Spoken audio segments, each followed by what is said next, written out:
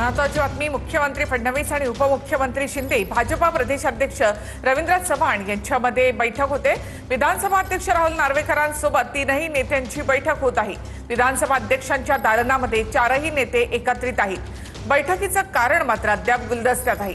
दरम्यान बैठकीला येण्यापूर्वी एकनाथ शिंदे आणि रवींद्र चव्हाणांनी एकाच गाडीमधून प्रवास केला आहे। ही बैठक आता संपलेली आहे। अधिक माहिती आपण घेऊयात आमचे प्रतिनिधी विनायक डावरुम यांच्याकडून। विनायक, मुख्यमंत्री उपमुख्यमंत्री रवींद्र चव्हाण यांच्यामध्ये बैठक झाली, विधानसभा अध्यक्षांसोबत ही बैठक झाली, काय नेमकं या बैठकीमध्ये झालेलं आहे?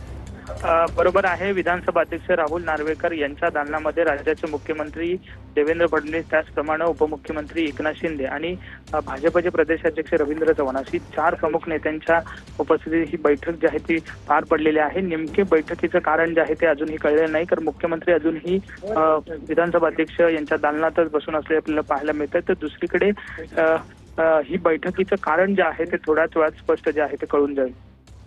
धन्यवाद विनायक, एकूणच माहितीबद्दल। तर विधानसभा अध्यक्ष राहुल नार्वेकरांसोबत तीनही नेत्यांची बैठक झालेली आहे। बैठकीचं कारण अद्याप समजू शकलं नाही, मात्र जवळपास 15 मिनिटं ही चर्चा झाली आहे। त्याआधी उपमुख्यमंत्री एकनाथ शिंदे आणि रवींद्र चव्हाण यांनी एकाच गाडीमधून प्रवास केला होता।